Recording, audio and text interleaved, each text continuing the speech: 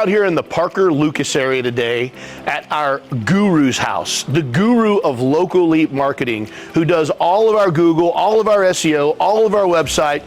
He's one half of our marketing team. The other half is standing on the other side of this camera. We're going to show you this beautiful outdoor project today. And just so y'all know, this is Ryan Gross, the guru of local leap.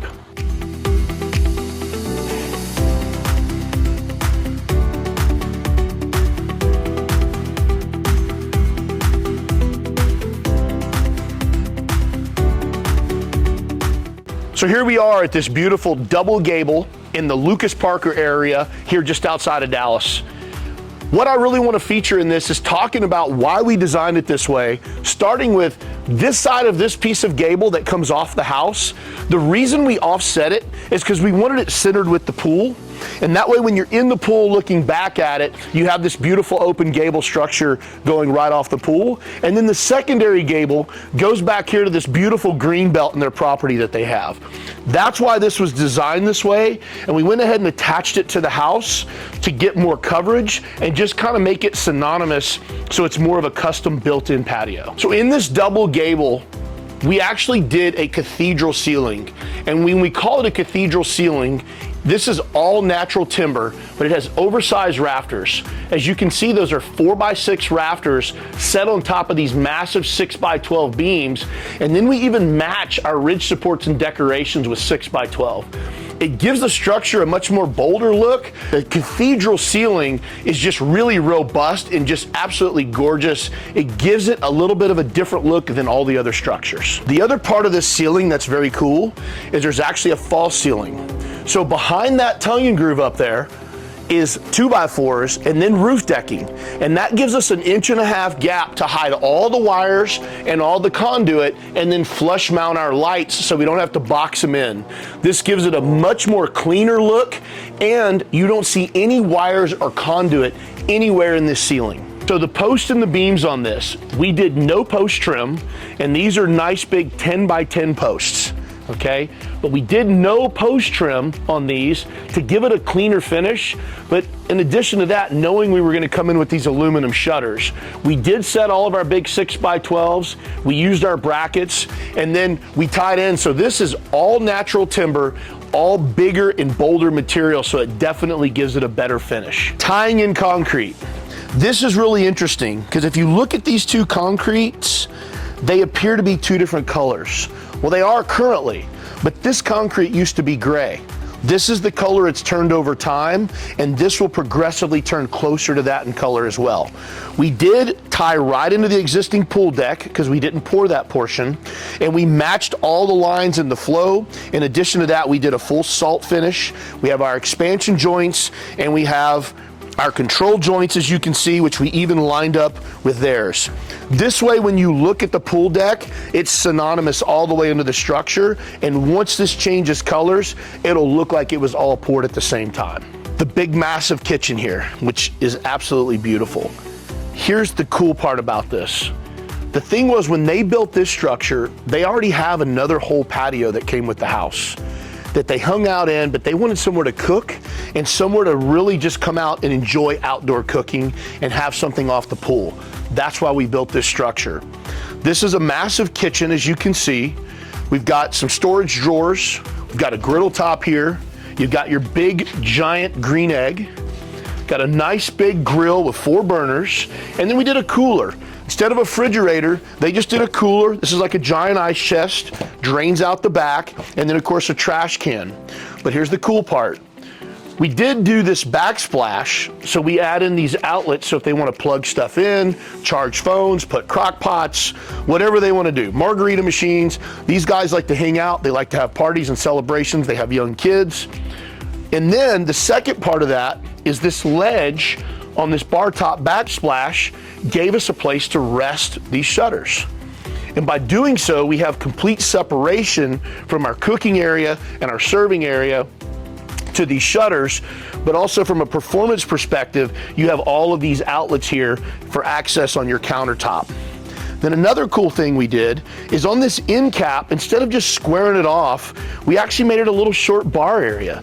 So you could sit here, have a couple drinks, you could have food, you could serve from here, you can put stuff here to serve to people or what have you, but this gives you that option of just a little bit more space than just a squared off post.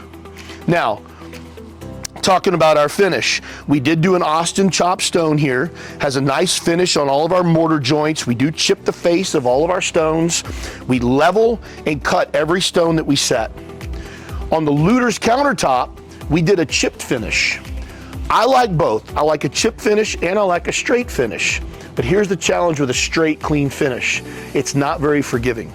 So if you bang into it, bump into it, or chip it, you're pretty much stuck with that unless you sand it out. With a chipped edge, if it gets chipped a little bit, it's not any big deal.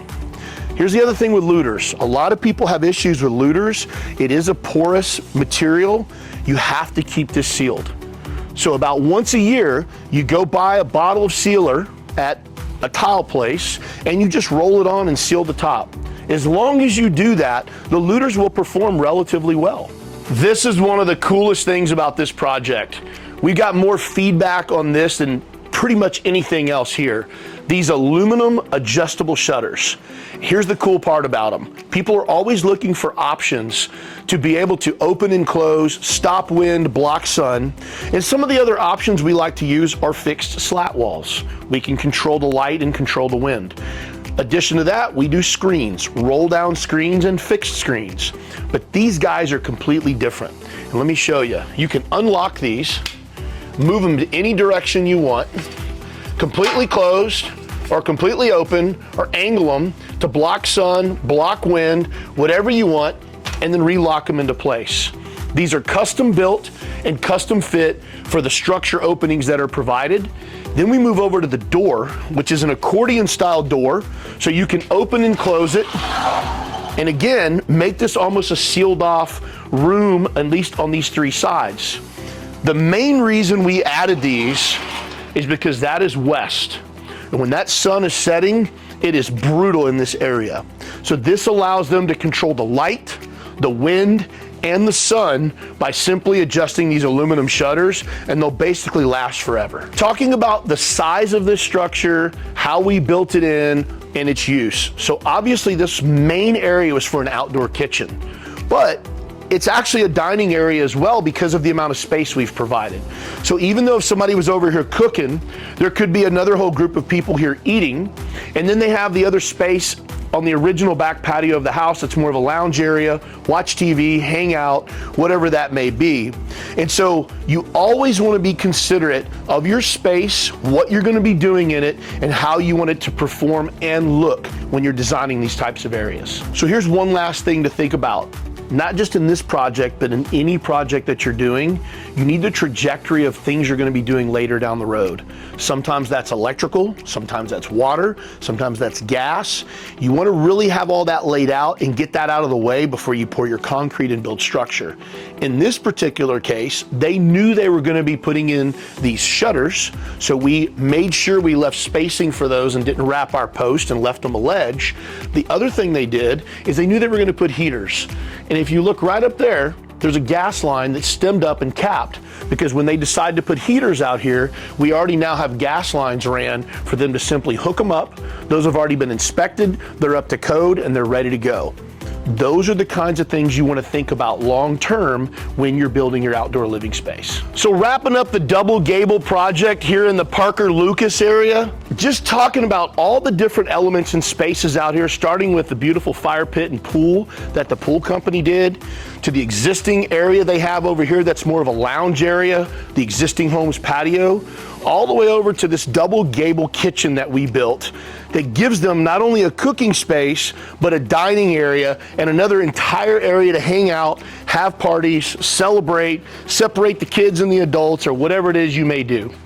These are the types of things you want to think about when creating your outdoor space, is all of what you want, exactly the way you want, and build it so that you're happy with it. And every time you come out here, you're proud of what you built. We hope you enjoyed this video, and remember, always do the right thing.